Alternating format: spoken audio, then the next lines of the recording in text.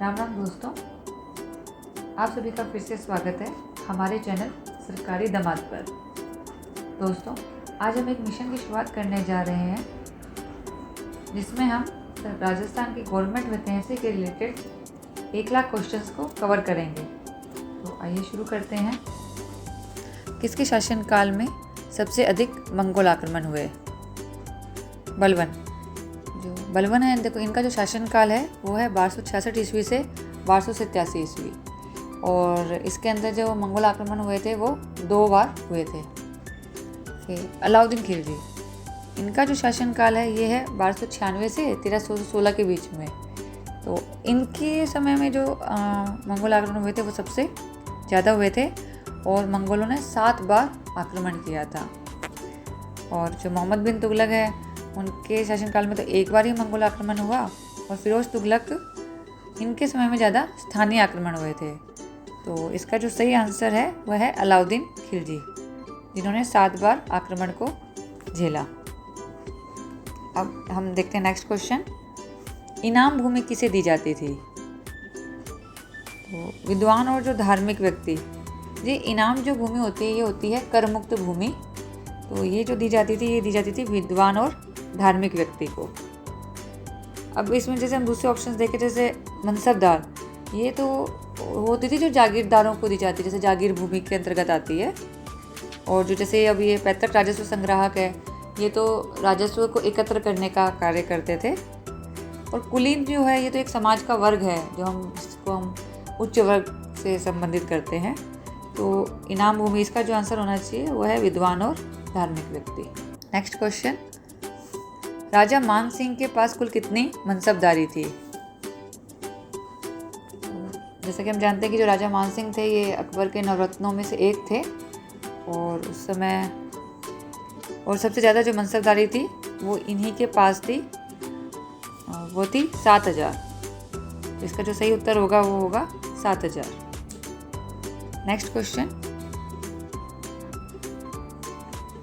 जैसे हमने अभी पीछे डिस्कस किया उसी से संबंधित ये क्वेश्चन है कि सम्राट अकबर के दरबार में वह कौन सा कछवाहा वंशीय शासक था जिसने सर्वाधिक मनसबदारी प्राप्त की? तो मैंने जैसा भी बताया था कि जो अकबर के नवरत्नों में से एक थे ये राजा मान सिंह प्रथम। तो ये तो एक ईजी क्वेश्चन हो गया, तो इसका आंसर होगा राजा मान सिंह प्रथम। Next question. ये एक इम्पोर्टेंट क्वेश्चन है कि राजमंजरी राग चंद्रोदय मानसिंह के किस दरबारी विद्वान द्वारा लिखे गए? तो इसमें जैसे मुरारी दान जी हैं, हम जानते हैं कि जैसे मुरारी दान जी थे वो तो एक कवि थे, वो उन्होंने कभी इतने ग्रंथ नहीं लिखे हैं। और जो इनकी प्रमुख, जैसे हम कविता का संग्रह कह सकते हैं, वो है तो ख्यात और है वीर सागर। और जो ईसरदान जी थे ये भी एक चारण कवि थे, और इन्होंने जो प्रसिद्ध ख्यात लिखी थी वो थी ईसरदान जी की ख्यात।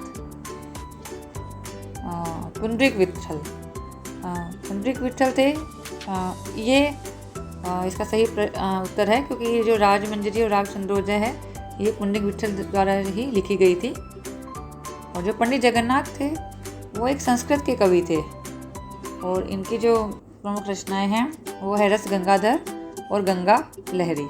तो इस प्रश्न का जो सही उत्तर होगा वो होगा पुंडरीक विट्ठल। Next question. राजा मानसिंह को फर्जंद एवं राजा की उपाधि किस मुगल शासक द्वारा दी गई? तो हम सबसे पहले जो ये फर्जंद वर्ड है इसके बारे में डिस्कशन करते हैं। फर्जंद का मतलब होता है प्रिय पुत्र या दत्तक पुत्र भी कहा जा सकता है। तो जैसे अभी डिस्कस भी किया था कि जो अकबर थे वो उन्हें एक नवरत्नों में भी मानते थे और एक उनको दत्तक पुत्र जैसा समझते थे। तो ये जो उपाधियां हैं ये सम्राट अकबर के द्वारा ही उन्हें दी गई थी। और जो जैसे शेरशाह सूरी है, उनके कार्यकाल में और शाहजहाँ के कार्यकाल में तो मानसिंह जी थे ही नहीं। तो इसका जो उत्तर होगा वो होगा सम्राट अकबर। Next question. राजा मानसिंह के आग्रह पर सम्राट अकबर ने किस कुप्रथा का उन्मूलन किया? जैसे कन्यावध जो 1834 में इसका उन्मूलन किया गया था, ये किया गया था एक लॉर्ड विलियम बेंटिंग के टाइम। और जैसे हम जानते हैं कि जो सती प्रथा है इसमें एक ऑप्शन 1829 ईस्वी में जो उन्मूलन की गई थी। ये भी विलियम बेंटिक के द्वारा ही की गई थी, लेकिन इसमें जो मेन जो प्रयास रहा था वो राजा राम मोहन राय जी का हम जानते हैं रहा था।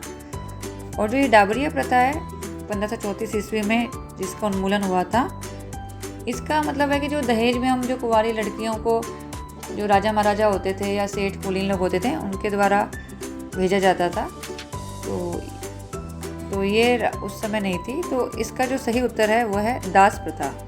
इसका 1562 में उन्मूलन हुआ। और हम वैसे भी देख सकते हैं कि जो अकबर का समय काल है वो 1540 के बाद का माना जाता है, तो उसमें 1562 का जो काल है वो वैसे भी अकबर का था। तो ये भी एक ऑप्शन को देखने का तरीका हो सकता है। तो इसका जो सही उत्तर होगा वो होगा दास प्रथा।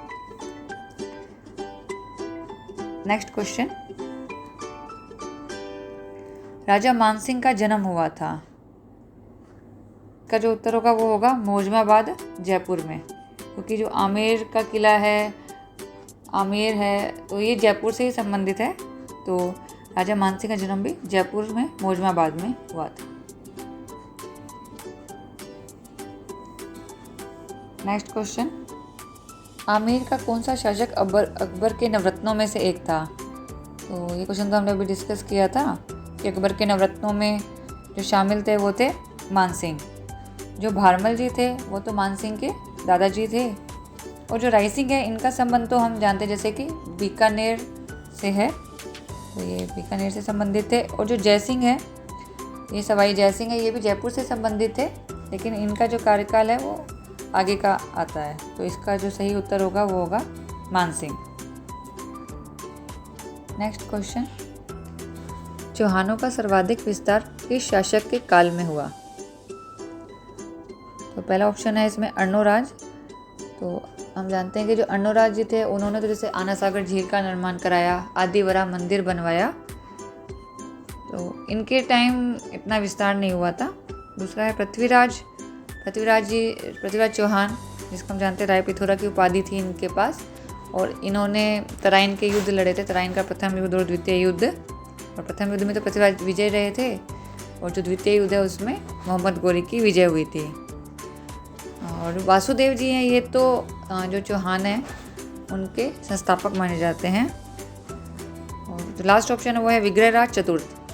तो इसका जो सही उत्तर होना चाहिए होगा वो है विग्रहराज चतुर्थ।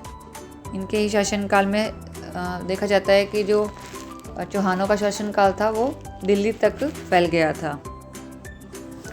तो इसका जो सही उत्तर होगा वो होगा विग्रहराज चतुर्थ। नेक्स्ट क्वेश्चन, पृथ्वीराज चौहान तृतीय के घोड़े का क्या नाम था? चेतक तो सब जानते हैं कि ये तो महाराणा प्रताप जी का घोड़ा था। तो जो पृथ्वीराज चौहान जी का तृतीय के घोड़े का नाम था वो था नाट्य रंभा। जालोर के चौहानों में प्रसिद्ध शासक था। ये तो एक सिंपल क्वेश्चन है, इसका जो उत्तर होगा वो होगा कानड़ देव जी। और जो कानड़ देव हैं इनके समय ही जालोर का एक प्रसिद्ध साका हुआ था। और नेक्स्ट क्वेश्चन, कानड़ देव प्रबंध रचना है। जैसे हम जानते हैं जो ये कानड़ देव प्रबंध है, ये जो भी हम जिस साके का मैं बता रही थी उस साके से ही संबंधित है। और ये जो लिखी गई थी पद्मनाभ जी के द्वारा। तो इसका जो सही उत्तर होगा वो होगा पद्मनाभ। नेक्स्ट क्वेश्चन, राय पिथौरा किसे कहा जाता है? तो ये क्वेश्चन भी हमने अभी डिस्कस किया था। मैंने अभी आपको बताया था कि जो राय पिथौरा है ये पृथ्वीराज तृतीय की उपाधि है, उन्हें ही ये कहा जाता है। इसमें जो और ऑप्शन है हम देख सकते हैं, जैसे अजयराज है, ये तो अजमेर की जिन्होंने अजमेर का संस्थापक कहा जाता है वो है अजयराज। और जयसिंह है जो जयपुर से संबंधित है, सवाई जयसिंह, इनको सवाई की उपाधि दी गई थी, सवाई जयसिंह कहा जाता है। और जो इसमें हमीर है ये रणथंभौर से संबंधित थे। और कुछ एक हमीर जो है हम चित्तौड़ से भी संबंधित करते हैं, चित्तौड़, और उनको जो उपाधि दी गई थी कुंभा के द्वारा वो थी विषम घाटी पंचानन। तो इसमें जो सही उत्तर होगा वो होगा पृथ्वीराज तृतीय। नेक्स्ट क्वेश्चन, राय का मूल नाम क्या था? पृथ्वी भट्ट वल्लादी।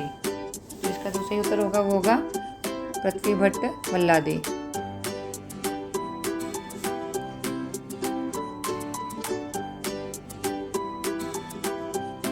पृथ्वीराज रासो ग्रंथ का उद्धारक किसे कहा जाता है? जो पृथ्वीराज रासो एक प्रमुख ग्रंथ है, जैसे हम जानते हैं कि जो पृथ्वीराज रासो ग्रंथ है वो लिखा किसके द्वारा गया था? चंद्रवरदाई के द्वारा। लेकिन इस क्वेश्चन में थोड़ा सा घुमा के पूछा गया और कहा कि उसका उद्धारक किसे कहा जाता है? तो ये जो उद्धारक है ये कहा जाता है कर्नल जेम्स टोड को। तो नेक्स्ट क्वेश्चन, अलाउद्दीन खिलजी के रणथंभौर आक्रमण के समय अलाउद्दीन का सेनापति था। तो हम जैसे जानते हैं कि जब अलाउद्दीन खिलजी ने रणथंभौर पर आक्रमण किया था तो वहाँ पे एक साका हुआ था और जो राजस्थान का पहला साका माना जाता है। और इसमें जो रानी थी जिन्होंने जौहर किया था वो थी रंगा देवी जी। और ये जो रणथंभौर पे जब आक्रमण हुआ था वो हुआ था 1301 ईस्वी में। और क्वेश्चन में पूछा गया कि अलाउद्दीन का सेनापति कौन था? तो उनके जो सेनापति थे वो थे उल्गू खां। तो इसका सही उत्तर होगा उल्गू खां। नेक्स्ट क्वेश्चन, अलाउद्दीन खिलजी के किस विद्रोही को अमीर ने शरण दी थी? तो जैसे कहानी यही है कि अमीर द्वारा एक अलाउद्दीन खिलजी का जो विद्रोही था उसको शरण दे दी गई थी, जिसके कारण क्रुद्ध होकर फिर अलाउद्दीन खिलजी ने आक्रमण किया था और उसके बाद उसमें साका हुआ था। तो वो जो शासक था वो था महमूद शाह मंगोल। तो इसका जो सही उत्तर होगा वो होगा Mahmud Shah Mongol. Next question, Chishti संप्रदाय में मुरीद है। जैसा कि हम जानते हैं कि जो चिश्ती संप्रदाय है इसकी जो भारत में स्थापना की गई थी वो ख्वाजा मोइनुद्दीन चिश्ती के द्वारा की गई थी और उन्होंने अजमेर को अपना स्थान बनाया था। अजमेर में इसकी स्थापना की थी। और ये जो ख्वाजा मोइनुद्दीन चिश्ती है ये मोहम्मद गोरी के समय भारत आए थे। तो इसमें प्रश्न ये है कि मुरीद किसे कहा गया है? तो जो मुरीद है वो कहा जाता था शिष्य को, और जो गुरु है उसको हम क्या कहते थे? मुर्शीद कहते थे। तो इसका जो सही उत्तर होगा वो होगा शिष्य। नेक्स्ट क्वेश्चन, राजकवि सोमदेव किसके दरबार में थे? तो हम जैसे जानते हैं कि जो राजकवि सोमदेव है वो विग्रहराज चतुर्थ के दरबारी कवि थे और इनके द्वारा जो प्रमुख एक पुस्तक लिखी गई है वो थी ललित विग्रहराज। तो इसका ठीक है सही उत्तर क्या है? विग्रहराज चतुर्थ।